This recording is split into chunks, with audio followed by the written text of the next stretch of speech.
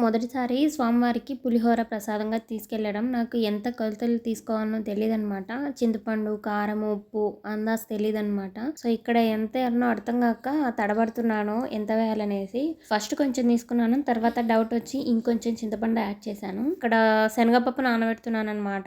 ఎందుకంటే శనగపప్పు అలానే తిరుగువాతలు వేసేస్తే కొంచెం కరుం కరుం అంటుంటాయి కదా! ఇలా నానబెడితే మెత్తగా ఉంటాయన్నమాట తినేటప్పుడు.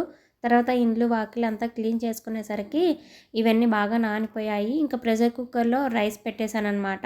2 గ్లాసులు రైస్ వేశాను. 2 గ్లాసులన్నర నీళ్లు వేశాననమాట. ఎందుకంటే బియ్యం బాగా నానినాయి కాబట్టి. తర్వాత మర్చిపోయాను చూడండి ఉప్పు వేయడం. తర్వాత మళ్ళీ ఓపెన్ చేసి ఉప్పు అయితే వేసేసాను. ఇక్కడ పులిహోర ప్రిపేర్ చేస్తున్నాను. కుక్కర్‌లో రైస్ పొడి పొడిగా వస్తుందో, మెత్తగా వస్తుందో అనుకుంటూ టెన్షన్ పడ్డాను. మంచిగానే అయిందనమాట. తర్వాత ఒక బౌల్‌లోకి తీసుకొని ఫ్యాన్ కింద అయితే పెట్టేశాను. పులిహోర మిక్స్ కూడా రెడీ అయిపోయింది. తక్కువ అవుతుందో, ఎక్కువ అవుతుందో నాకైతే తెలియదు. టేస్ట్ చేయకూడదు కదా స్వామివారికి పెట్టేది. అలానే పెట్టేశాననమాట. లాస్ట్‌లో గుడికి వెళ్ళిన తర్వాత ప్రసాదం టేస్ట్ చూస్తే చాలా అంటే చాలా బాగుంది. మేము రెడీ అవుతున్నాం ఇక్కడ గుడికి వెళ్ళడానికి. ఓకే ఫ్రెండ్స్, మరి వీడియో నచ్చితే లైక్ చేసి మన ఛానల్ని ప్లీజ్ సబ్స్క్రైబ్ చేసుకోండి. Thank you all.